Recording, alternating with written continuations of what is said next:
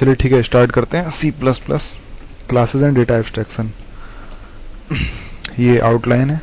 ठीक है, हम इसे धीरे धीरे पढ़ते जाएंगे, आप लोग ध्यान से समझिए। और सबसे बड़ी बात, अपने कॉपी और पेन सामने रखिए, जिससे आप लोगों को कोई प्रॉब्लम हो तो आप मुझसे पूछ सकते हैं बाद में। तो इंट्रोडक्शन स्टार्ट करते हैं। ऑब्जेक्ट ओरिएंटेड प्रोग्रामिंग क्या होती है, मैं आप लोगों को बहुत पहले बता चुका हूँ और कई बार बता चुका हूँ। ऑब्जेक्ट ओरिएंटेड प्रोग्रामिंग क्या होता है? इन ऑब्जेक्ट ओरिएंटेड प्रोग्रामिंग में वी वर्क विद ऑब्जेक्ट्स, हम लोग ऑब्जेक्ट्स के साथ काम करते हैं। और ऑब्जेक्ट क्या करता है? ये एनकैप्सुलेट करता है डेटा को। डेटा क्या रिप्रेजेंट करता है? एट्रीब्यूट्स को और उसके फंक्शंस को जो डेटा पर वर्क करते हैं। और फंक्शंस क्या कहलाते हैं? बिहेवियर। मतलब कोई भी ऑब्जेक्ट ओरिएंटेड प्रोग्राम किस पर वर्क करता है? ऑब्जेक्ट्स पर वर्क करता है। और ऑब्जेक्ट क्या होता है? Combination of data and functions और the combination of attributes and behaviour. ठीक है, और ये जो कंबाइन रहते हैं किसके अंदर रहते हैं? एक क्लास के अंदर रहते हैं। ठीक है, इंफॉर्मेशन हाइडिंग, इंफॉर्मेशन हाइडिंग किस तरह से प्रोवाइड करता है? क्लास ऑब्जेक्ट्स, जो क्लास के जो ऑब्जेक्ट होते हैं वो आपस में कम्युनिकेट करते हैं by using interfaces, well defined interfaces. और इम्प्लीमेंटेशन जो डिटेल होती है, इम्प्लीमेंटेशन डिटेल, वो हिडन रहती है क्लास के अंदर। मतलब क्लास के बाहर का कोई भी ऑब्जेक्ट क्लास के अंदर की चीज को नहीं देख सकता, सिर्फ उसके इंटरफेस से कम्युनिकेट करेगा और उसके थ्रू बात करेगा। यूजर डिफाइंड टाइप्स क्या होते हैं? क्लासेस होती हैं। हम देखिए, क्लासेस कुछ तो बनी बनाई होती हैं और कुछ यूजर डिफाइंड टाइप्स होते हैं जो हम क्लासेस के जरिए बना सकते हैं। जब भी हम कोई क्लास बनाएंगे तो हमें उसमें क्या क्या चीजें याद रखनी पड़ेंगी? उसके डेटा होना चाहिए उसके अंदर, डेटा मेंबर यानी मेंबर वेरिएबल जिन्हें हम बोलेंगे। फंक्शंस होने चाहिए, मेंबर फंक्शंस और मेथड्स। ये क्या रिप्रेजेंट करेंगे? उस डेटा टाइप का बिहेवियर रिप्रेजेंट करेंगे जो आप बना रहे हैं। और ये सिमिलर जो क्लास होती है, सिमिलर टू ब्लूप्रिंट्स होती है, मतलब रीयूजेबल होती है। आप किसी भी क्लास के कितने भी ऑब्जेक्ट बना सकते हैं और उनको यूज कर सकते हैं। मतलब सेम कोड कितने भी बार एग्जीक्यूट होगा। और क्लास के जो इंस्टेंस क्रिएट होते हैं वो कहलाते हैं ऑब्जेक्ट। क्लास के इंस्टेंस किस तरह क्रिएट होते हैं? देखिए, जैसे आप लोग इंटीजर आई लिखते हैं तो आई जो होता है वो क्या होता है? वेरिएबल होता है। किस टाइप का है? इंटीजर टाइप का। सेम वे में जब आप क्लास बनाएंगे तो किसी भी क्लास जो आपने क्लास बनाई है उस क्लास का एक वेरिएबल होगा। ठीक है, जो वो क्या रिप्रेजेंट करेगा? उस क्लास के एक इंस्टेंस को रिप्रेजेंट करेगा और वो क्या कहलाएगा? ऑब्जेक्ट कहलाएगा। आगे जब हम लोग एग्जाम्पल पर बात करेंगे तो आप लोगों के अच्छी तरह से समझ में आ जाएगा। पेज नंबर 3 पर आते हैं, स्ट्रक्चर डेफिनेशंस। देखिए, आप लोगों ने अभी से पहले जो डेटा टाइप बनाए थे वो यूजिंग स्ट्रक्चर बनाए थे। आप लोगों ने डेटा टाइप तो बनाए थे यूजर डिफाइंड, लेकिन क्लास के थ्रू नहीं बनाए थे, आपने स्ट्रक्चर के थ्रू बनाए थे। तो देखते हैं स्ट्रक्चर किस तरह से काम करता है और स्ट्रक्चर की डेफिनेशंस किस तरह से दे जाती हैं। हम लोग थोड़ा स्ट्रक्चर देखते हैं, उसके बाद हम क्लासेस पर चलेंगे। स्ट्रक्चर क्या होता है? Structure is a aggregate data types built using elements of other types. मतलब क्या होता है? एक एग्रीगेट, एग्रीगेट का मतलब क्या होता है? संयोजन, संयुक्त रूप किसका होता है? डेटा टाइप का। ठीक है, जो किस पे बना होता है, किस पे बेस होता है? और दूसरे टाइप पर होता है। जैसे कि अगर आप टाइम टाइप का एक स्ट्रक्चर बनाना चाहते हैं, मतलब आप क्या कर रहे हैं? टाइम टाइप का एक डेटा टाइप बना रहे हैं। तो टाइम डेटा टाइप के अंदर क्या क्या होना चाहिए? आवर, मिनट और सेकंड होनी चाहिए। तो आवर आप लोग जानते हैं इंटीजर टाइप का होगा, मिनट भी आप लोग जानते हैं इंटीजर टाइप के होगी, और सेकंड भी आप जानते हैं इंटीजर टाइप का होगा। तो हमने क्या किया? संयुक्त रूप से यानी एग्रीगेट करके एक नया डेटा टाइप बनाया जिसका नाम हमने क्या दिया? टाइम दिया। ठीक है, तो जब भी आप इस तरह कोई स्ट्रक्चर बनाएंगे तो याद रखिए क्या उसका होता है? प्रोटोटाइप। सबसे पहले स्ट्रक्चर लिखेंगे आप, उसके बाद लिखेंगे स्ट्रक्चर का नाम, मतलब जो भी आप डेटा टाइप को नाम देना चाहते हैं। स्ट्रक्चर की बॉडी यहाँ पर शुरू हो रही है और यहाँ पर खत्म हो रही है। यहाँ पर गौर कीजिए, सबसे लास्ट में ये सेमीकोलन लग रहा है। तो हमेशा जब भी आप स्ट्रक्चर बनाएंगे उसके लास्ट में एक सेमीकोलन लगाएंगे। और स्ट्रक्चर के अंदर आप कितने भी वेरिएबल्स बना सकते हैं। तो कंबाइन टाइम क्या कहलाएगा? आवर, मिनट और सेकंड का कॉम्बिनेशन हो गया, कॉम्बिनेशन हो गया। ठीक है, अच्छा, स्ट्रक्चर मेंबर नेमिंग पर आते हैं। In same struct must have unique names. मतलब क्या है? स्ट्रक्ट आप बना रहे हैं तो स्ट्रक्ट के जो भी नेम होते हैं, जैसे सपोज आपने टाइम दिया, टाइम T1, T2, T3 दे सकते हैं आप। ठीक है, मतलब T1 टाइप का एक वेरिएबल बना है जो टाइम है, लेकिन डिफरेंट स्ट्रक्चर्स में नेम शेयर कर सकते हैं आप। आगे हम लोग इस चीज को ध्यान से देखेंगे। और structure definitions must end with semicolons. ठीक है, ये आपको दिख ही रही है, सेमीकोलंस के साथ आपकी डेफिनेशन खत्म हो रही है। देखिए यहाँ पे इस वाली लाइन का मतलब क्या है कि आपने एक स्ट्रक्चर बनाया जिसका नाम है टाइम। इसमें आप इंटीजर, आप इसमें हावर, मिनट और सेकंड तीन तरह के तीन वेरिएबल यूज कर रहे हैं। ठीक है, जिनका डेटा टाइप इंटीजर है। आप चाहें तो भी आप आवर टाइप का एक और वेरिएबल यहाँ डिक्लेयर नहीं कर सकते।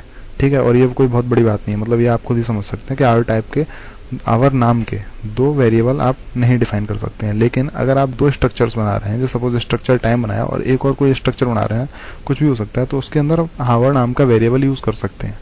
ठीक है। तो इन different structures can share name. Okay, चलते हैं नेक्स्ट पेज पर। Structure definitions. स्ट्रक्चर डेफिनेशंस में सेल्फ रेफरेंशियल स्ट्रक्चर क्या होता है? Structure member can not be instance of enclosing struct.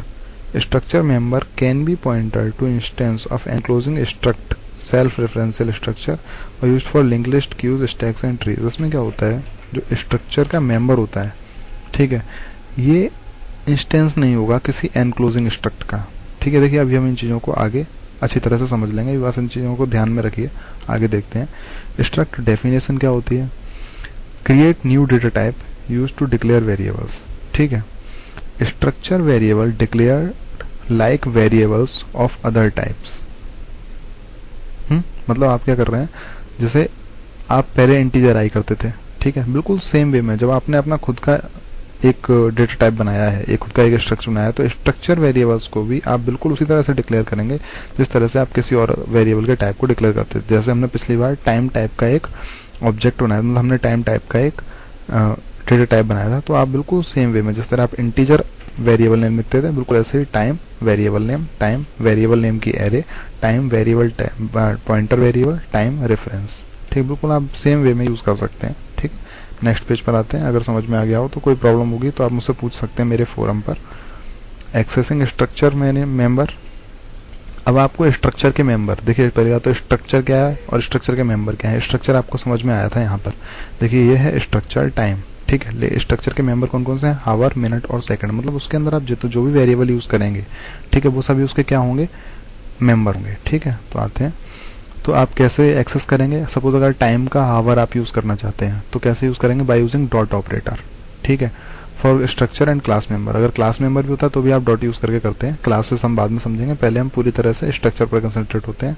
और एरो ऑपरेटर से, ठीक है, arrow operator for structure and class members by pointer to object. यहाँ पे ध्यान देने वाली बात है, यहाँ पर देखिए आप डॉट ऑपरेटर जब इस्तेमाल कर रहे हैं तो आप पॉइंटर नहीं इस्तेमाल कर, मतलब डायरेक्टली आप इस्तेमाल कर सकते हैं यूजिंग डॉट, लेकिन अगर पॉइंटर आपके पास है, अगर पॉइंटर टू ऑब्जेक्ट है तो आप एरो ऑपरेटर लगाएंगे। एरो ऑपरेटर किस तरह बनता है? Minus sign and greater than sign से। ठीक है, सपोज करो अगर हमने जो टाइम ऑब्जेक्ट बनाया था पिछली बार, जो आवर ऑफ, तो हम क्या करना चाहते हैं, उसका मेंबर है आवर। ठीक है, टाइम, देखिए यहाँ पर हमने क्या किया है, यहाँ पर टाइम टाइप का एक वेरिएबल बनाया जिसका नाम क्या है? Time object. तो जो टाइम के मेंबर्स थे, क्या क्या थे? आवर, मिनट और सेकंड। ठीक है, वो सभी मेंबर्स अब किसके मेंबर हुए? टाइम ऑब्जेक्ट के। ठीक, तो मतलब उस वेरिएबल के। तो अगर हम प्रिंट करवाना चाहते हैं टाइम ऑब्जेक्ट आर, तो हम करेंगे टाइम ऑब्जेक्ट डॉट आवर। तो इस तरह से हमारा वेरिएबल की वैल्यू, जो आवर की वैल्यू, वो प्रिंट हो जाएगी। या फिर हम कर सकते हैं टाइम पॉइंटर। अब देखिए टाइम पॉइंटर क्या था यहाँ पर? टाइम पॉइंटर है पॉइंटर, और टाइम पॉइंटर में हम क्या डाल रहे हैं? Reference of. देखिए पॉइंटर है तो हम उसमें सिर्फ एड्रेस ही डाल सकते हैं। ऑफ टाइम ऑब्जेक्ट किस टाइप का डालेंगे? टाइम टाइप का डालेंगे, टाइम ऑब्जेक्ट।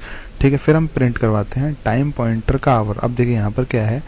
बाया पॉइंटर टू ऑब्जेक्ट, तो ये पॉइंटर टू ऑब्जेक्ट हो रहा है। अभी ये टाइम पॉइंटर था, ठीक है, तो पॉइंटर से जब आप ऑब्जेक्ट यूज कर रहे हैं तो किस तरह से करेंगे? By using arrow operator. ठीक है, अच्छा, टाइम पॉइंटर का R same as time pointer dot are.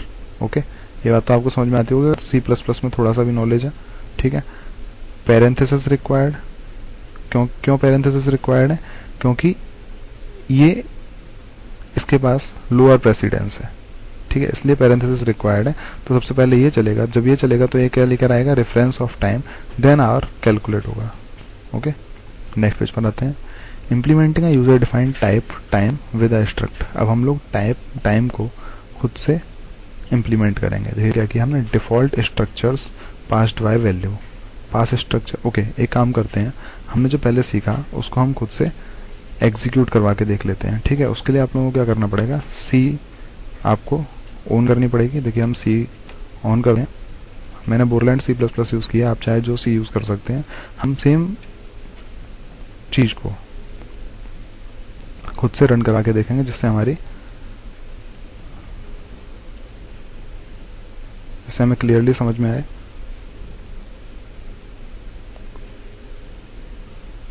ठीक है, देखिए यहाँ फाइल, हमने न्यू फाइल ओपन की, न्यू टेक्स्ट फाइल ओपन की। अच्छा, इसमें हम लिखेंगे अपना इंक्लूड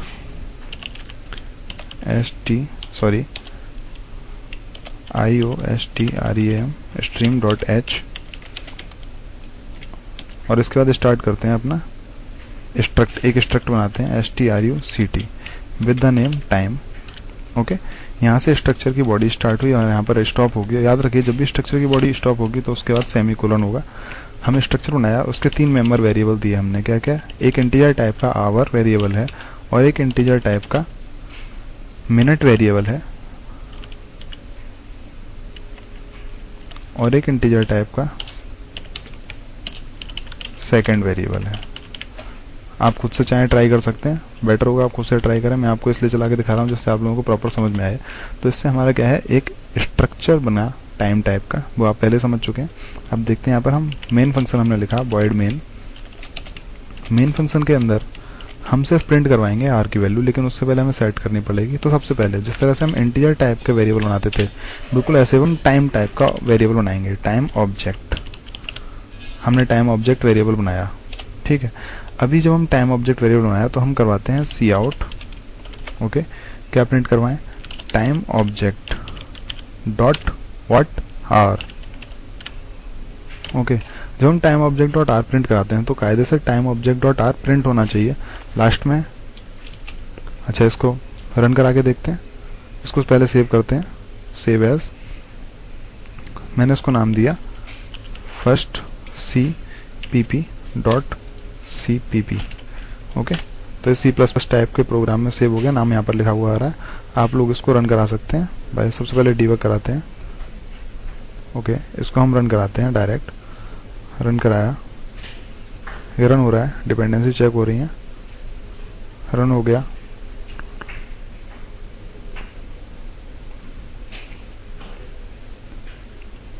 ओके, ये प्रॉपर वे में रन हुआ और कुछ प्रिंट हुआ, लेकिन देखिए स्क्रीन नहीं रुकी। रीज़न उसका आप लोगों को पता होना चाहिए कि हम लोगों ने गेट ch का यूज़ नहीं किया था, तो स्क्रीन नहीं रुकी है यहाँ पर, ठीक है। तो हम लोग क्या करते हैं, लास्ट में गेट ch का यूज़ करते हैं। यहाँ पर हमने गेट ch का यूज़ किया और अब हम रन कराएंगे तो देखेंगे हमारी स्क्रीन। ओके, मेक फेल्ड हुआ, कुछ प्रॉब्लम है उसके अंदर, एरर देखते हैं।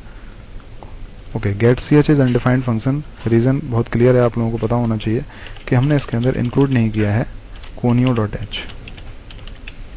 h। इंक्लूड करने के बाद हम इस प्रोग्राम को रन करवाते हैं और आप देखिए ये रन हो गया प्रॉपर वे में और यहाँ पर ये वैल्यू आ रही है 4236952। अब देखिए वैल्यू क्यों आ रही है, क्योंकि आप लोगों को पता है कि C++ के अंदर जब भी हम किसी वेरिएबल को डिक्लेयर करते हैं लेकिन उसको इनिशियलाइज नहीं करते हैं तो वो एक गार्बेज वैल्यू देता है, और सेम वे में ये गार्बेज वैल्यू दे रहा है। तो इसलिए बेटर क्या है कि आप यहाँ पर हावर को इनिशियलाइज कीजिए। देखिए आपने टाइम ऑब्जेक्ट क्रिएट किया, ये बात तो ठीक है, टाइम टाइप का एक वेरिएबल बनाया टाइम ऑब्जेक्ट, लेकिन टाइम ऑब्जेक्ट का एक मेंबर वेरिएबल है क्या, आवर, मिनट और सेकंड, क्या आपने उनको इनिशियलाइज किया, नहीं किया। तो हम इनिशियलाइज करते हैं। हमने अगली लाइन में अब क्या किया, time object dot R is equal to 10। Okay, अब हम सेम हमने लाइन इंक्लूड करने के बाद, मतलब हमने इनिशियलाइज किया यहाँ पर, अब उसके बाद हम टाइम ऑब्जेक्ट डॉट आर को प्रिंट करवाने की कोशिश करते हैं। तो जब हम इसको रन करवाएंगे, देखिए इस बार जो प्रिंट होगा, देखिए क्या प्रिंट हुआ, 10 प्रिंट हुआ, ठीक है। तो इस तरह से अब आप समझ गए होंगे कि हम किस तरह से उसको यूज करेंगे। हम लोग time object dot are, dot का मीन्स का, तो टाइम ऑब्जेक्ट किस तरह का वेरिएबल है, टाइम टाइप का वेरिएबल है, और डॉट आर का मीन्स क्या है, आर उसका मेंबर वेरिएबल है, तो उसको हमने वैल्यू असाइन की 10। तो आप इस तरह से वैल्यू असाइन कर सकते हैं। आप नेक्स्ट जो वर्क है वो खुद से करके देखो, ठीक है। अगर नहीं समझ में आता तो आप लोग मुझसे पूछ सकते हैं। अच्छा, अब हम क्या करते हैं, एक टाइम टाइप का पॉइंटर लेते हैं, ठीक। पॉइंटर का नाम हम क्या रखते हैं, जो इसमें दे रखा है सेम वे में, टाइम ptr। ओके, तो हमने इसका रखा टाइम ptr, टाइम पॉइंटर बनाया हमने, ठीक। अब हम सेम वे में, मतलब हमने क्या किया अभी तक, टाइम जो हमने पिछली बार पढ़ा उसको हम यहाँ पर बना के देखते हैं। हम क्या करेंगे, टाइम पॉइंटर में टाइम ऑब्जेक्ट का एड्रेस डालते हैं। Okay, time pointer is equal to address of time object. Okay, उसके बाद प्रिंट करवाते हैं टाइम पॉइंटर से आर को।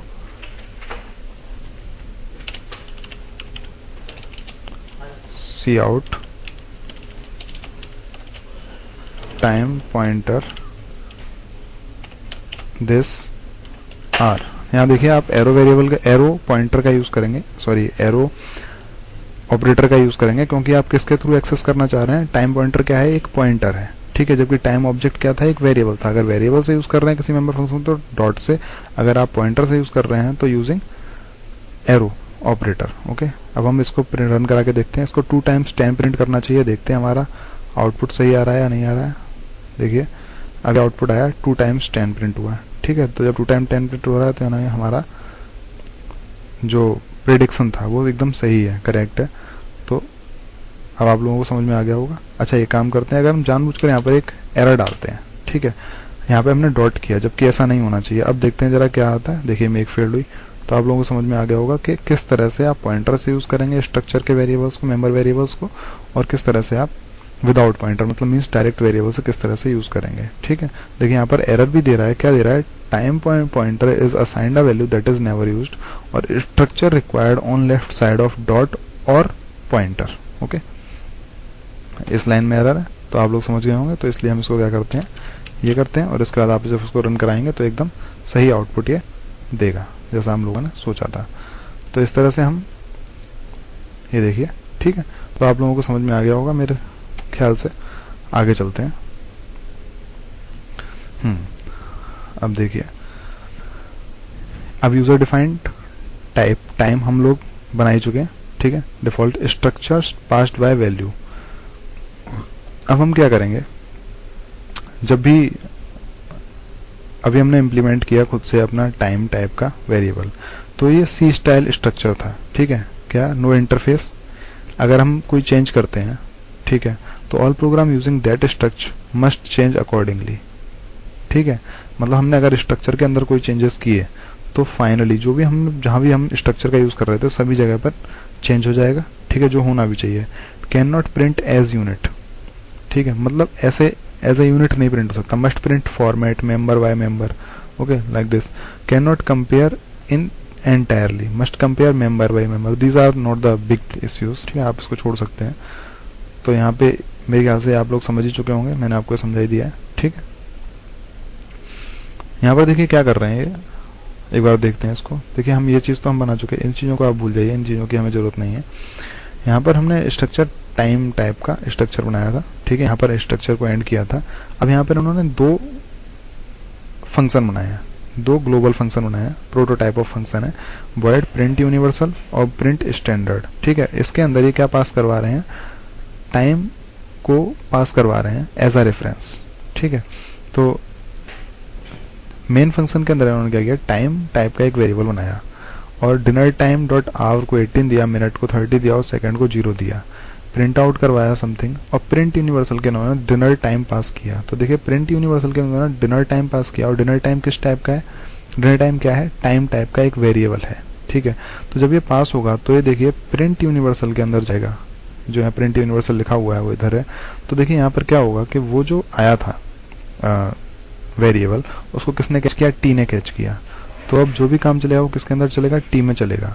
तो फाइनली सी आउट किया गया क्या, टी डॉट आर, ठीक है। आप इन चीज़ों की तरफ ध्यान नहीं दीजिए। टी डॉट आर को प्रिंट आउट किया, टी डॉट मिनट और टी डॉट सेकेंड को। बिल्कुल इस वे में आप कर सकते हैं भाई। टी क्या कर रहा है, एड्रेस ऑफ दैट वेरिएबल को संभाल के रख रहा है। बिल्कुल ऐसे ही जब प्रिंट स्टैंडर्ड कर रहे हैं तो उस केस में जो स्टैंडर्ड फॉर्मेट होता है टाइम का, मतलब मीन्स 12 होना चाहिए, टाइम 12 से बड़ा नहीं होना चाहिए, मिनट 60 से बड़े नहीं होनी चाहिए, तो इस वे में वो प्रिंट कर रहे हैं, ठीक है। तो यहाँ देखते हैं हम इसी प्रोग्राम को खुद से बनाने की कोशिश करते हैं, ठीक। यहाँ देखिए हम इस तरह से जो हमने काम किया था इसको अभी बंद करते हैं, हमें इतनी चीज़ों की ज़रूरत नहीं है। अब हम क्या करते हैं, सबसे पहले यहाँ पर हम एक प्रोटोटाइप बनाते हैं अपना खुद का। जब हम प्रोटोटाइप बनाएंगे तो आप याद रखिए कि आप रिटर्न करवाना चाहते हैं या नहीं करवाना चाहते हैं। हमको रिटर्न करवाने की जरूरत नहीं है, तो वॉइड टाइप का एक प्रोटोटाइप बनाएंगे, प्रिंट यूनिवर्सल, ओके। और ये क्या लेगा, टाइम टाइप का एक रेफरेंस को ये लेगा, ओके। इस तरह से हम इसका प्रोटोटाइप बनाएंगे।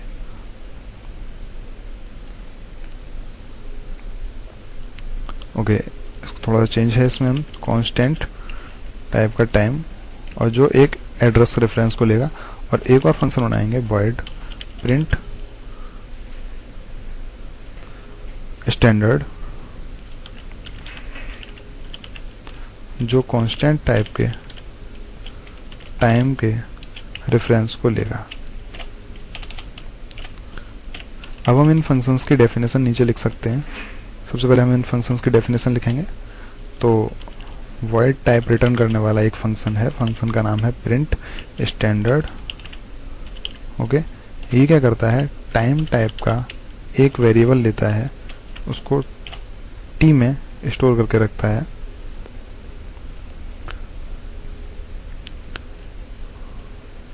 सेम वे में होना चाहिए जिस तरह आपने ऊपर डिफाइन किया था, कांस्टेंट। ओके, अब इस फंक्शन की डेफिनेशन हम इसके अंदर लिखेंगे। क्या लिखते हैं, हमें क्या चाहिए, जो टाइम वेरिएबल आ रहा है उसको प्रिंट करा दिया जाए। तो सी आउट टी डॉट आर। देखिए यहाँ पर क्यों कर रहे हैं टी डॉट आर, कि जो भी वेरिएबल यहाँ कैच होगा, मीन्स कौन जो जिसका भी रेफरेंस यहाँ भेजा जाएगा, कि उसका उद्देश्य क्या होगा कि उसको प्रिंट कर दिया जाए स्टैंडर्ड वे में। तो जब स्टैंडर्ड वे में प्रिंटिंग होगी, तो जो वेरिएबल भेजा गया है एज एन आर्ग्यूमेंट, वो किसके पास आएगा, टी के पास आएगा। तो जो भी अब मैं वेरिएबल भेजा गया था, हम उसे टी से एक्सेस कर सकते हैं। तो T dot R, okay, then colon, then T dot minute, okay, and colon and T dot second.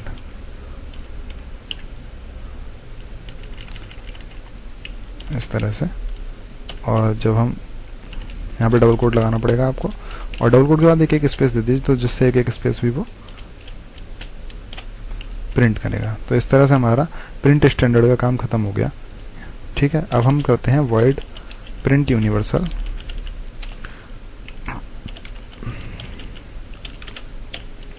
और इसके अंदर भी कांस्टेंट टाइप का टाइम एंड टी। देखिए आप सेम वे में यूज़ कर सकते हैं, कोई प्रॉब्लम नहीं है, क्योंकि उनके जो स्कोप है वो फंक्शनल है, ब्लॉक स्कोप में हम लोग काम कर रहे हैं, तो इसलिए आप इस्तेमाल कर सकते हैं। यहाँ पे हम सी आउट करेंगे अलग वे में। अब देखिए आपको क्या करना है, हम चाहते हैं स्टैंडर्ड वे में, मतलब अगर 12 से बड़ा है टाइम तो क्या प्रिंट हो AM, अदरवाइज क्या प्रिंट हो PM। तो हम इस तरह AM या PM भी साथ में प्रिंट करवाना चाहते हैं। तो उसके लिए हमें क्या करना पड़ेगा, जैसा कि यहाँ किया हुआ है, क्या किया है इन्होंने, T dot R is equal to 0, T dot R is equal, मतलब अगर 0 से 12 है, ठीक है, तो 12, मतलब अगर 0 है या 12 है तो उस केस में 12 प्रिंट होगा। ठीक है, अगर अदरवाइज क्या करेंगे, उसको 12 से डिवाइड कर देंगे। ठीक है, उसके बाद मिनट को प्रिंट करवाएंगे और सेकंड को प्रिंट करवाएंगे। और सबसे लास्ट में अगर T dot are less than 12 है तो उस केस में AM प्रिंट होगा, अदरवाइज PM प्रिंट होगा, जो कि आप लोगों को पता है ऐसा होना चाहिए। ठीक है, तो हम इसी चीज़ को यहाँ पर अप्लाई करते हैं। तो हमने सी आउट किया, if T dot R is equal to 0 और T dot hour is equal to 12, इसको ब्रैकेट में बंद करेंगे। ये क्या हुई, कंडीशन हुई। अगर ये कंडीशन ट्रू होती है तो उस केस में T dot hour is equal to 12 होना चाहिए। नहीं तो सॉरी, उस केस में 12 होना चाहिए, otherwise T dot hour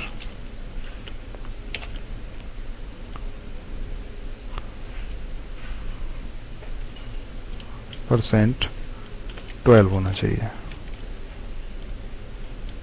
okay, यहाँ तक मेरे ख्याल से आपको समझ में आया होगा। आप लोग खुद इसका लॉजिक समझ सकते हैं, कोई बहुत बड़ी बात नहीं है।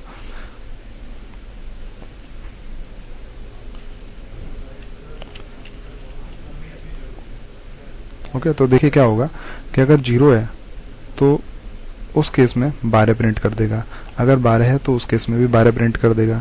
लेकिन अगर इन दोनों में से कोई नहीं है, तो इसका सपोज 13 है या 14 है या 15 है, जो भी है, या 6 है, तो उसको डिवाइड करेगा 12 से, और रिमाइंडर सपोज 13 है तो 13 रिमाइंडर 12 कितना हुआ, 1 हुआ, तो उसके इसमें 1 प्रिंट करेगा, जो कि होना चाहिए। सपोज किसी ने 24 टाइप किया हुआ है, मतलब 24 उसको टाइम दिया गया है, तो 24% 12 कितना हुआ, 2 हुआ, तो 2 ही प्रिंट होना चाहिए अगर 24 है तो। Sorry, 24% 12 is equal to 0। ठीक है, और 0 का मतलब क्या हुआ, 12, तो 12 प्रिंट होना चाहिए। तो ये चीज़ें आपको यहाँ पर देखनी है और कुछ खास चीज़ नहीं है यहाँ पर।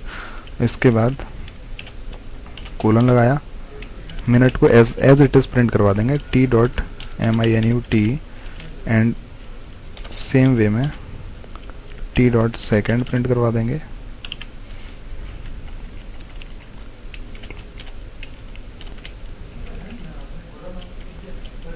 ओके, और जब सबसे लास्ट में ये प्रिंट हो गया तो AM या PM भी प्रिंट होना चाहिए। तो उसके लिए हमें अलग से लाइन बना देते हैं और चेक करते हैं if t.hour is less than 12। ठीक है, अगर ऐसा है तो इस केस में क्या होना चाहिए, AM होना चाहिए। ठीक है, अदरवाइज क्या होना चाहिए, PM होना चाहिए।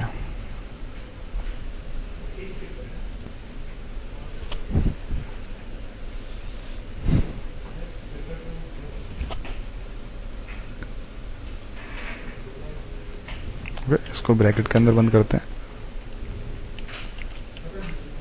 और यहाँ पे सेमीकोलन लगाते हैं। अब आपके दोनों फंक्शंस बन चुके हैं। अब हम क्या करेंगे, यहाँ पर से उस फंक्शन को कॉल कराएंगे। सबसे पहले तो टाइम ऑब्जेक्ट को आपको टाइम ऑब्जेक्ट डॉट आवर आपको इनिशियलाइज करना पड़ा। आप चाहें तो यूज़र से इन करवा सकते हैं। ठीक है, वो आप लोग खुद एक्सपेरिमेंट जितना भी करना चाहें आप कर सकते हैं। हमने यहाँ पर दिया 23।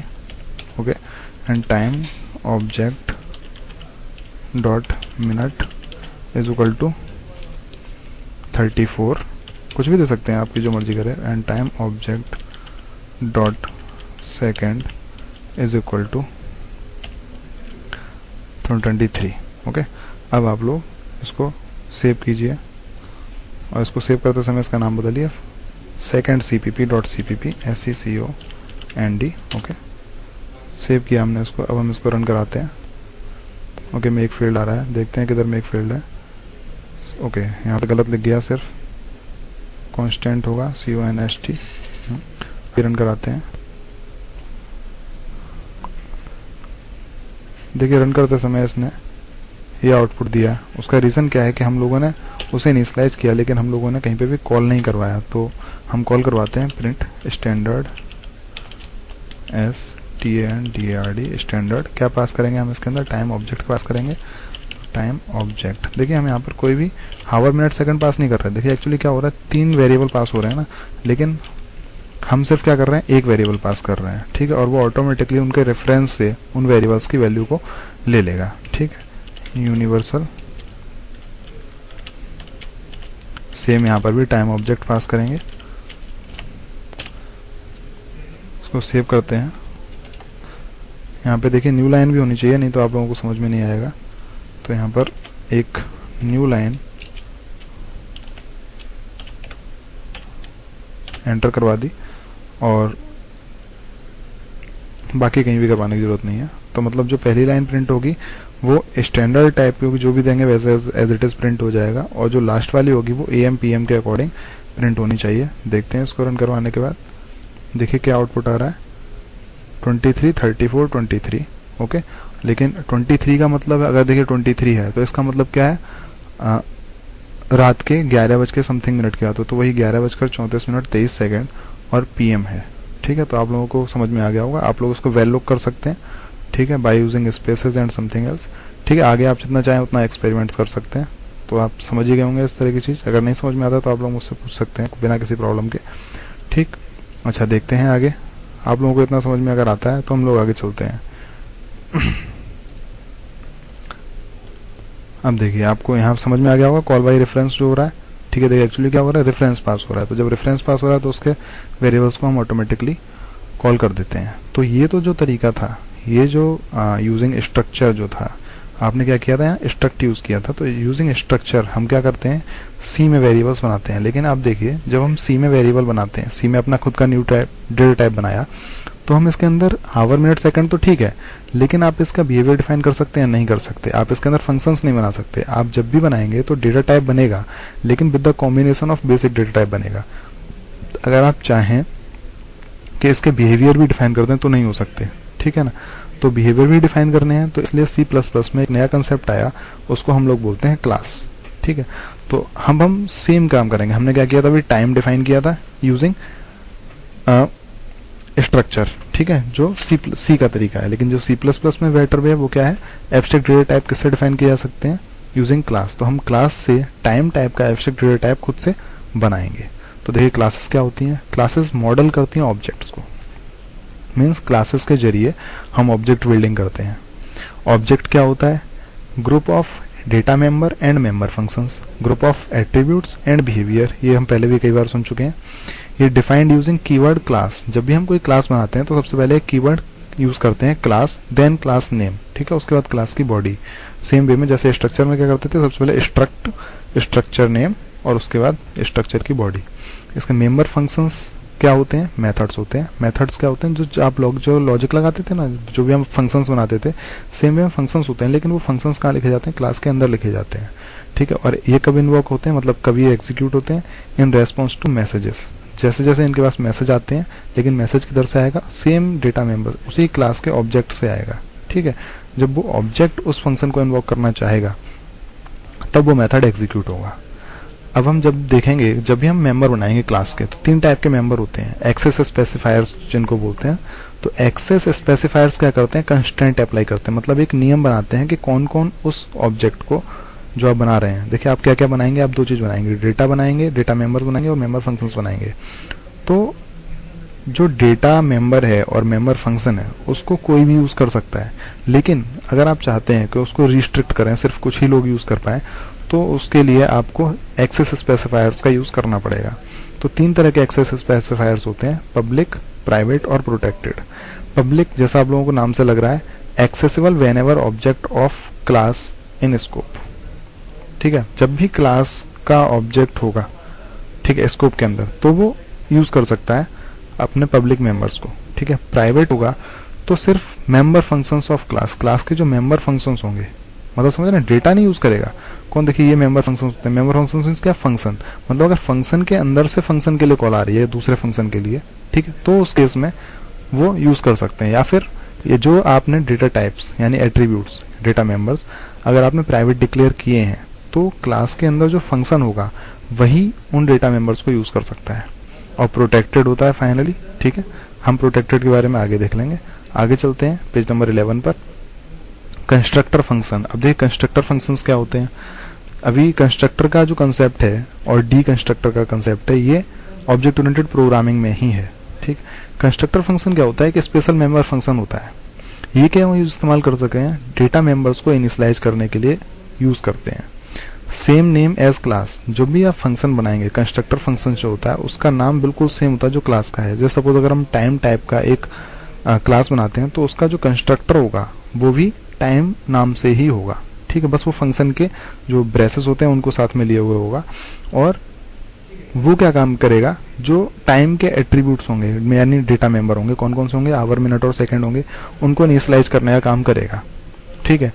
और ये कब बनता है, ये कॉल कब होता है, आप कंस्ट्रक्टर को खुद से कॉल कराना चाहो नहीं करा सकते, कंस्ट्रक्टर खुद ही कॉल होता है, अपने आप कॉल होता है। और कब होता है, जबकि किसी भी डेटा में जब आप ऑब्जेक्ट को क्रिएट करते हो, जैसे आपने लिखा टाइम t1, तो तुरंत ही t1 क्या करेगा, डेटा मेंबर को कॉल कर लेगा, कंस्ट्रक्टर फंक्शन को कॉल करेगा, और उसके अंदर जो जो आपने लिखा होगा वो ऑटोमेटिकली रन हो जाएगा। मतलब जब भी ऑब्जेक्ट इंस्टेंस होता है किसी क्लास का, तो सबसे पहले जो कोड रन होता है वो होता है कंस्ट्रक्टर फंक्शन, ठीक है। कंस्ट्रक्टर कई तरह के होते हैं और फंक्शन की ओवरलोडिंग भी की जा सकती है, मतलब आप कंस्ट्रक्टर भी कई सारे बना सकते हैं, ठीक। और उसमें जो फंक्शन ओवरलोडिंग का जो तरीका होता है वो यूज कर सकते हैं। लेकिन जो ध्यान रखने वाली बात है कंस्ट्रक्टर फंक्शन में वो ये है कि उसका कोई रिटर्न टाइप नहीं होता, there is no return type for constructors, ठीक है। नेक्स्ट पेज पर चलते हैं, अब हम बनाएंगे, ठीक है, इस चीज को छोड़ते हैं। अब हम देखिए खुद से बनाएंगे अपनी क्लास, पहली क्लास बना रहे हैं, तो आप लोग जरा ध्यान में रख के देखिएगा। हम इसको तो बंद कर देते हैं और न्यू टेक्स्ट फाइल ओपन करते हैं। इसको हमने सेव किया as a time.cpp, okay. Time type का हम खुद से बना रहे हैं, तो हमने क्लास बनाई।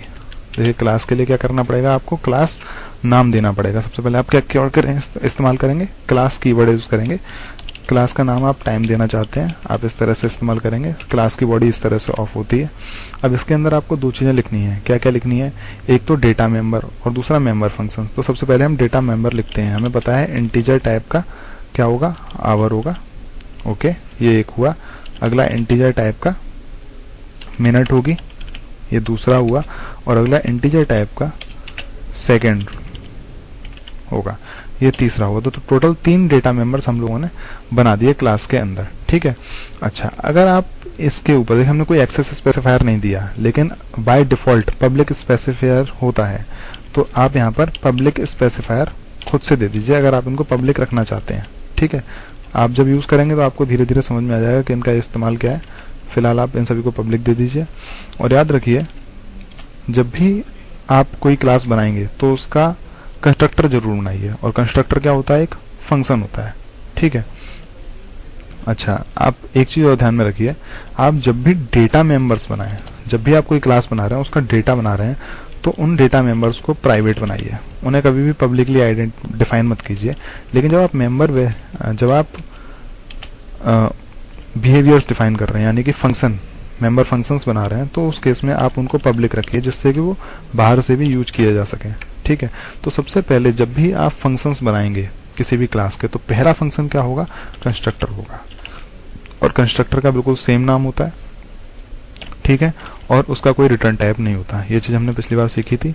अब आगे जो बिहेवियर है वो डिपेंड करता है कि आप क्या क्या बिहेवियर टाइम के ऊपर रखना चाहते हैं, ठीक है। देखिए यहाँ पर क्या क्या रखा गया है, set time, print universal and print standard. आप लोगों को याद होगा कि हमने प्रिंट यूनिवर्सल और प्रिंट स्टैंडर्ड पिछली बार भी बनाया था, तो हम सेम चीज़ को यहाँ पर बनाएंगे हम। लेकिन उसके लिए पहले आपको क्या करना पड़ेगा, यहाँ पर डिफाइन करना पड़ेगा। किस तरह से आप डिफाइन करेंगे, वॉइड टाइप का प्रिंट स्टैंडर्ड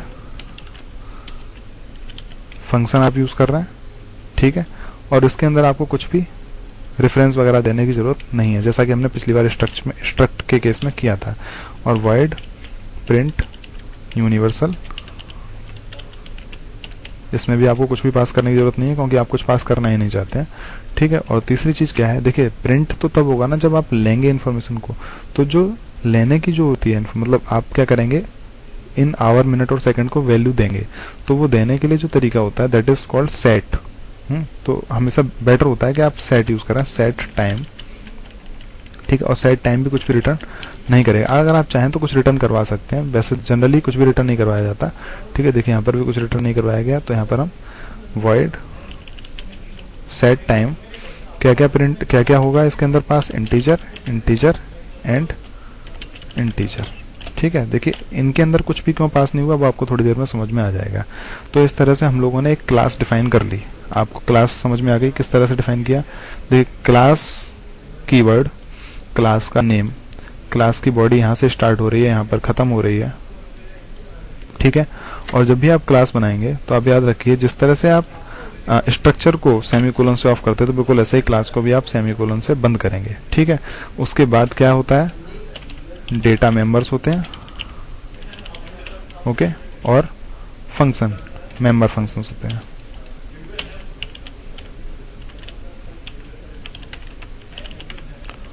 ठीक है। इसे आप मेंबर वेरिएबल्स भी बोल सकते हैं, ओके। तो मेंबर वेरिएबल्स हम लोग बना चुके हैं, ये रहे, ठीक है। इनके एक्सेस स्पेसिफायर क्या है, प्राइवेट। प्राइवेट का मतलब क्या है कि ये सिर्फ कहाँ से यूज होंगे, यहाँ से, ठीक है। या फिर जब भी प्राइवेट बन गया तो इनको सिर्फ ये इस्तेमाल कर सकते हैं, मतलब इनको बाहर से आप यूज नहीं कर सकते, ठीक है। वो हम आगे समझ लेंगे। और पब्लिक हुआ तो ये time function, set time function, print standard, ये सभी फंक्शंस बाहर से यूज हो सकते हैं, ठीक है। अब मेरे ख्याल से आप लोगों को एटलीस्ट क्लास का प्रोटोटाइप तो समझ में आ गया होगा। और अगर मैं आपसे क्लास के लिए कहूँ तो आप बना देंगे। बस आपको क्या सोचने की जरूरत है कि अगर आप कोई पर्टिकुलर क्लास बना रहे हैं तो उसके मेंबर वेरिएबल क्या क्या होने चाहिए और मेंबर फंक्शंस क्या क्या होने चाहिए। एक्सेस स्पेसिफायर्स पे अभी ध्यान मत दीजिए, आप सभी मेंबर वेरिएबल्स को प्राइवेट डिक्लेयर कीजिए और सभी मेंबर फंक्शंस को पब्लिक डिक्लेयर कीजिए, ठीक है। आगे चलते हैं। हमने इस तरह से डिफाइन किया बिल्कुल जैसे इसमें दे रखा था। नेक्स्ट पेज पर आते हैं। यहाँ पे देखिए हमने ऑब्जेक्ट ऑफ अ क्लास, अब हम क्लास का ऑब्जेक्ट बनाएंगे। पहले हमारी क्लास हुई, लेकिन आप देखिए अभी क्लास सिर्फ क्या हुआ है, एक प्रोटोटाइप, एक स्केलेटन बना है क्लास का। अभी हमने क्लास के जो फंक्शंस हैं उनको कोई डेफिनेशन नहीं दी है, तो हम उनको डेफिनेशंस भी देंगे आगे। तो object of class, after class definition, जब आप क्लास की डेफिनेशन बना देते हैं, ठीक है। देखिए अभी सिर्फ क्या हुआ है, क्लास डिक्लेयर हुई है, क्लास की डेफिनेशन नहीं है, ठीक है। डेफिनेशन कब होगी, जब इनकी भी वैल्यू लिख दी जाएगी, ठीक। Class name new type specifier, मतलब आप किस तरह से करते हैं, ऑब्जेक्ट कैसे बनाएंगे, क्लास का नाम देंगे, उसके बाद स्पेस देंगे, न्यू टाइप स्पेसिफायर, बिल्कुल सेम वे में जैसे आप क्लास का नाम integer space I. Okay, C plus plus extensible language, ऐसा कुछ भी जरूरत नहीं है इसे पढ़ने की। Object, array, pointer and reference declare, आप जो मर्जी करें वो बना सकते हैं, क्योंकि आपके पास क्या है इस समय एक डेटा टाइप है। आप जो जो ऑपरेशन डेटा टाइप पर करते थे वो ऑपरेशन आप अपने इस डेटा टाइप पर कर सकते हैं। तो बिल्कुल सेम वे में हम कैसे बना सकते हैं, टाइम टाइप का सनसेट वेरिएबल बनाया, ठीक है, ये क्या बना, ऑब्जेक्ट ऑफ टाइम टाइप, ठीक है। दूसरा क्या है, टाइम टाइप का एरे ऑफ टाइम्स बनाया, ठीक है, 5 वेरिएबल, तो एरे बनी किसी टाइम ऑब्जेक्ट की। टाइम टाइप पॉइंटर बनाया, pointer to a time object, and ये क्या है, reference, reference to a time object, बिल्कुल सेम वे में जैसे हम पहले बनाते आए हैं, ठीक है। नेक्स्ट पेज पर आ जाइए।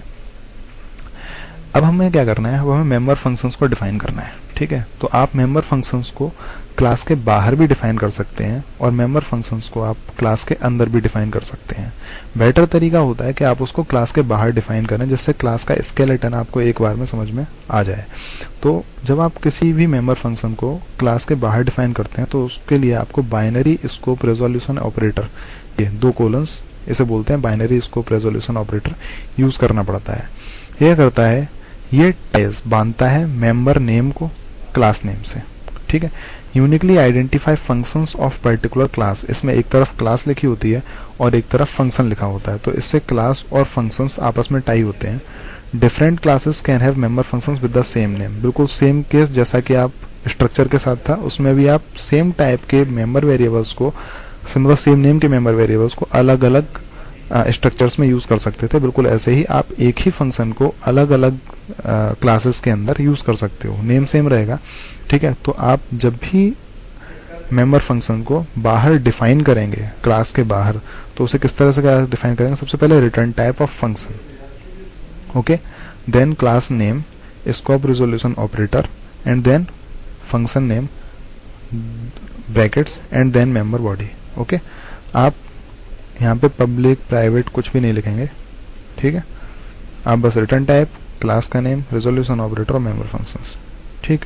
अगर मेंबर फंक्शंस को आप डिफाइन करना चाहते हैं क्लास के अंदर तो आपको कुछ भी करने की जरूरत नहीं है, सीधे सीधे क्लास के अंदर ही उन्हें लिख दीजिए। लेकिन जब आप उन्हें लिखेंगे तो कंपाइलर उसको इनलाइन लेगा, ठीक है। इनलाइन क्या होता है वो हम आगे पढ़ेंगे। अब देखिए हम यहाँ पर डिफाइन करते हैं क्लास, किस तरह से डिफाइन किया है इन्होंने टाइम को, तो हम खुद से प्रैक्टिकल करके देखते हैं।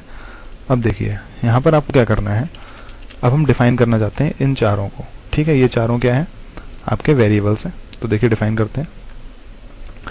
सबसे पहले रिटर्न टाइप, तो देखिए जब भी आप कंस्ट्रक्टर, ये क्या है, कंस्ट्रक्टर है और कंस्ट्रक्टर का कोई भी रिटर्न टाइप नहीं होता, तो कंस्ट्रक्टर को आप डिफाइन करेंगे class name, scope resolution operator और फंक्शन नेम। इसके अंदर कुछ भी पास नहीं करा सकते, नहीं आप करा सकते हैं लेकिन फिलहाल नहीं कराया गया है, तो हम इसके अंदर कुछ भी पास नहीं करा रहे हैं।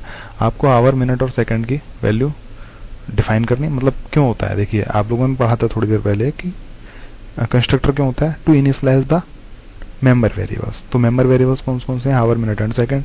तो हम आवर, मिनट एंड सेकंड को इनिशियलाइज कर देते हैं किससे, 0 से, ठीक है। मुझे नहीं लगता इस स्टेटमेंट में आपको कोई गलती नजर आती है, ठीक है। अगर फिर भी कोई प्रॉब्लम है तो आप लोग मुझसे पूछ सकते हैं। अगला देखते हैं। अब हम डिफाइन करेंगे सेट टाइम, ओके। तो वॉइड टाइप का रिटर्न टाइप सबसे पहले आता है, उसके बाद क्लास का नेम आता है टाइम, स्कोप रिजोल्यूशन ऑपरेटर आता है और उसके बाद सेट टाइम फंक्शन आया, और इसके अंदर क्या पास हो रहा है, 3 इंटीजर टाइप की वैल्यूज पास हो रही हैं। तो आप इसके अंदर 3 इंटीजर टाइप की वैल्यूज पास करा सकते हैं, ठीक है, जो भी आप चाहें।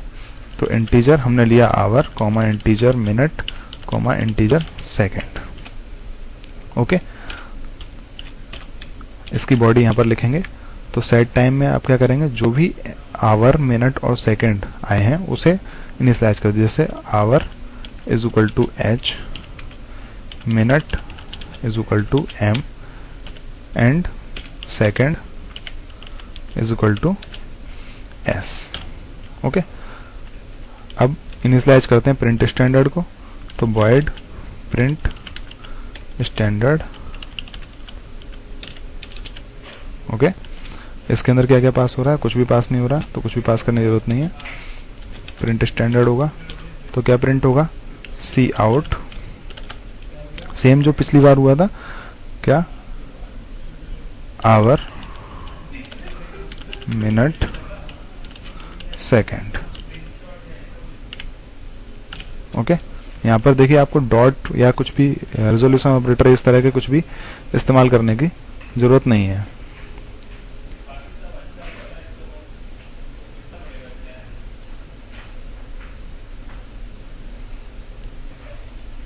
और यहाँ पर प्रिंट यूनिवर्सल एल के अंदर हम पिछला वाला कोड ला सकते हैं, लेकिन फिर भी अपने आप लिख लेते हैं, सी आउट अगर आवर इज इक्वल टू 0 और आवर इज इक्वल टू 12, उस केस में क्या प्रिंट होना चाहिए, 12 होना चाहिए। अदरवाइज क्या प्रिंट होना चाहिए, आवर परसेंट 12। ओके,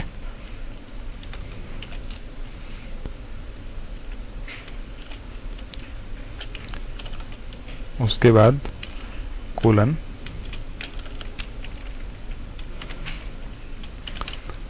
उसके बाद मिनट,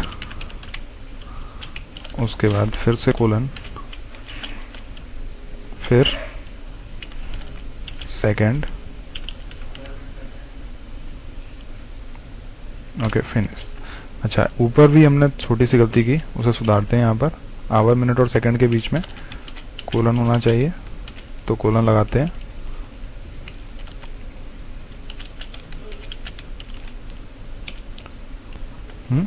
काफी है।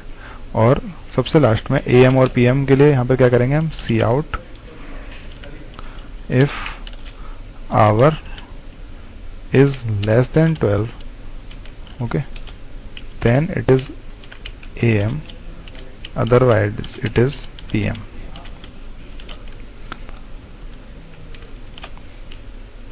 और लास्ट में सेमीकोलन। ठीक है, ये आपका कोड कंप्लीट हो गया। अब देखिए क्या हुआ है यहाँ पर, इसको सेव कर लेते हैं। ये क्लास की डेफिनेशन कंप्लीट हो गई। इसके अंदर अभी मेन फंक्शन नहीं है तो रन नहीं होगा। देखिए जब भी कोई प्रोग्राम रन होता है तो हमेशा मेन फंक्शन से रन होता है। अभी हमने क्लास को यहाँ डिक्लेयर किया ऊपर, और यहाँ पर हमने नीचे क्या किया, क्लास के जितने भी मेंबर फंक्शन है उनको डेफिनेशन दे दी। तो ये क्लास डिक्लेयर भी हो चुकी है और डिफाइन भी हो चुकी है। अब हमारा डेटा टाइप बन चुका है। अब वैसे अगर आप चाहें तो इसको रन करा सकते हैं बिना किसी प्रॉब्लम के।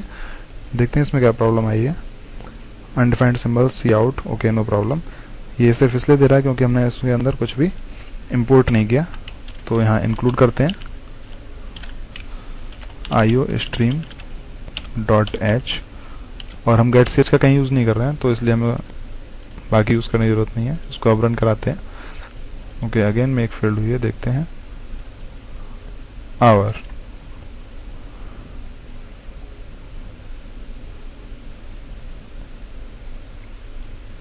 ऐसा नहीं होना चाहिए मगर हो रहा है।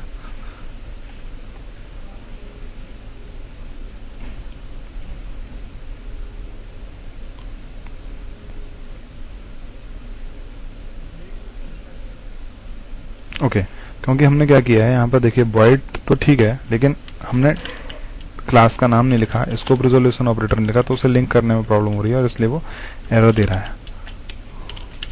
अब देखिए आपको एरर नहीं आनी चाहिए। अब इसको रन कराते हैं। ठीक है, प्रॉपर वे में रन हो गया। तो फिर से कोई प्रॉब्लम आ रही है। ओके, इट इज, ये कह रहा है कि यहाँ पर कोई भी मेन फंक्शन नहीं है। वो ठीक है, उसकी बात, मेन फंक्शन नहीं है तो रन नहीं होगा, लेकिन कंपाइल हो चुका है। ठीक है, और रन नहीं होगा उसमें कोई प्रॉब्लम नहीं है। देखिए आप कंपाइल कराइए, कंपाइल होगा। ठीक है, कंपाइलेशन प्रॉपर हो गई। तो अब आप चाहें तो इसका मेन फंक्शन बना देते हैं। अब देखिए सबसे लास्ट में हम इसका मेन फंक्शन बनाते हैं, वॉइड मेन। अब देखिए क्लासेस के थ्रू आपका काम कितना आसान हो गया। आपको कुछ नहीं करना है। देखिए आपने टाइम टाइप का एक वेरिएबल बनाया t1। ओके, अब आपने क्या किया, t1। देखिए सबसे पहले तो अब हम यहाँ पर हमने टाइम टाइप का एक वेरिएबल बना लिया। अब हम प्रिंट करवाते हैं। तो प्रिंट करवाने के लिए हमें क्या करना पड़ेगा, प्रिंट स्टैंडर्ड या प्रिंट यूनिवर्सल फंक्शन कॉल करना पड़ेगा। हम अपनी मर्जी से यहाँ पर t1.r या इस तरह करके हम कुछ भी प्रिंट नहीं करवा सकते। जब भी आप किसी फंक्शन को, मेंबर फंक्शन को कॉल करना चाहें तो उसके लिए आपको डॉट का यूज़ करना होगा। तो t1 dot print standard and t1 dot print universal आप कॉल करवा सकते हैं। अच्छा, अब आप लोग देखिए, जब हम टाइम टाइप का एक ऑब्जेक्ट बनाए t1, तो ये क्या करेगा, यहाँ पर जाएगा और टाइम टाइप का एक ऑब्जेक्ट बन गया तो इसके अंदर ये दोनों चीज़ें होंगी। तो जब t1 बना, यानी कि ऑब्जेक्ट, ये क्या है, ऑब्जेक्ट इंस्टेंस किया, ओके, टाइम क्या हुआ, इंस्टेंस बना, यहाँ पे क्लास का इंस्टेंस बना, यानी कि t1 क्या हुआ, एक ऑब्जेक्ट हुआ, और ये ऑब्जेक्ट किसका है, टाइम क्लास का है, जो कि हमने ऊपर डिफाइन किया, और उसने क्या कॉल किया है, अपने मेंबर फंक्शन, यानी t1 क्या है, ऑब्जेक्ट ऑफ क्लास टाइम, और टाइम का प्रिंट स्टैंडर्ड फंक्शन कॉल हुआ है, जो कि एकदम सही है, इसमें कहीं प्रॉब्लम नहीं है। फिलहाल हम इसको रन करवाते हैं और लास्ट में गेट ch लगाते हैं, जिससे हम लोग आउटपुट भी देख सकें कि आउटपुट क्या होगा। और इसको जब हम गेट ch यूज करेंगे तो हम यहाँ पर conio.h का यूज करेंगे। इसको सेव करते हैं और रन कराते हैं, देखते हैं आउटपुट क्या आता है। देखिए आउटपुट क्या आएगा, 0 0 0, ठीक है, एंड 12 0 0 AM। देखिए क्यों आ रहा है इस तरह का, हम समझते हैं, थोड़ा सा ध्यान दीजिएगा, आपको समझ में आएगा ऐसा आउटपुट क्यों आया। मैंने आपको बताया था, जब भी ऑब्जेक्ट बनता है किसी क्लास का, ठीक है, एक इंस्टेंस बनता है, तो क्या कॉल होता है, उस क्लास का कंस्ट्रक्टर कॉल होता है, और क्लास का कंस्ट्रक्टर क्या है, टाइम। ओके, जब टाइम कॉल हुआ तो उसने आवर, मिनट और सेकंड को 0 कर दिया। जब उसको 0 कर दिया तो आर, मिनट और सेकंड की, यानी t1 के आर, t1 के मिनट और t1 के सेकंड की वैल्यू क्या है, 0 है।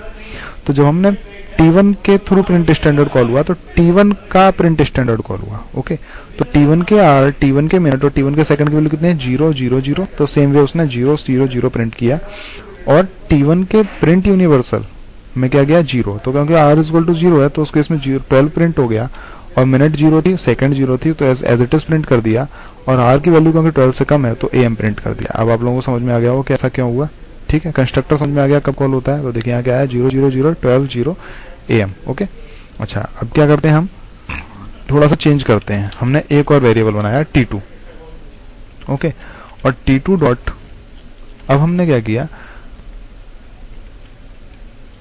t2 से t2 डॉट, हमारा एक और मेंबर वेरिएबल, मेंबर फंक्शन है यहाँ पर सेट टाइम, तो सेट टाइम कॉल करवाते हैं, सेट टाइम, और सेट टाइम के अंदर हमें 3 इंटीजर पास करने हैं, तो हमने भेजा 23, 45, 45। ओके, और हमने t2 dot print standard and t2 dot print universal print करवाया, और इनके बीच में एक सी आउट लिख देते हैं, एन। ओके, अब इसको रन कराते हैं। देखिए क्या किया हमने, 2 ऑब्जेक्ट बनाए, दूसरे ऑब्जेक्ट का टाइम सेट किया, पहले ऑब्जेक्ट का टाइम सेट नहीं किया, उसको बिना टाइम सेट के प्रिंट करवाया, और दूसरे ऑब्जेक्ट का टाइम सेट करने के बाद प्रिंट करवाया। तो देखते हैं क्या होता है। देखिए क्या हुआ, पहले ऑब्जेक्ट का मैं आपको पहले एक्सप्लेन कर चुका हूं कि क्यों ये आ रहा है, ठीक है, लेकिन दूसरे ऑब्जेक्ट का क्या हुआ, कंस्ट्रक्टर कॉल हुआ, ठीक है, और उसने हावर, मिनट और सेकंड को 0 0 किया, लेकिन तुरंत ही क्या कॉल हुआ, सेट टाइम कॉल हुआ। तो सेट टाइम ने 23, 45 एंड 45 सेट किया, तो सेट प्रिंट स्टैंडर्ड ने as it is values print करवा दी, लेकिन प्रिंट यूनिवर्सल ने उस वैल्यूज को कन्वर्ट किया अकॉर्डिंगली, जो हमने कोडिंग लिखी है उसके अकॉर्डिंग, और उसको AM या PM में कन्वर्ट करके हमको प्रिंट करवा दिया। तो अब आप लोगों को समझ में आ गया होगा कि हमने देखिए क्या किया, सेम ऑब्जेक्ट यूज किया, हमने क्या किया, एक ही डेटा टाइप यूज किया, उसके 2 अलग अलग ऑब्जेक्ट बनाए, और हमने देखिए डॉट ऑपरेटर जो हम पहले यूज कर रहे थे उसकी जरूरत भी नहीं पड़ी हमको। हमने देखिए समथिंग डॉट आर नहीं किया है, हमने direct t2 dot print universal something किया, उसने ऑटोमेटिकली आपके उस हेडर को सॉल्व किया है, ठीक है। तो आप लोगों को ये समझ में आता है, ठीक है। इतने इस ट्यूटोरियल को आप लोग एक बार दोबारा और देखिए, अगर आप लोगों को कोई चीज़ में डाउट होता है तो आप लोग मुझसे दोबारा पूछ सकते हैं, ठीक है। आज के लिए इतना, बाकी नेक्स्ट ट्यूटोरियल में बताते हैं। ओके, आप लोग प्रैक्टिस करते रहिएगा और इस तरह के जो भी एग्जाम्पल आपको दिखें प्रैक्टिस कीजिए। कोई भी प्रॉब्लम होती है तो आप मुझे मेरे फोरम पे कांटेक्ट कीजिएगा। ओके।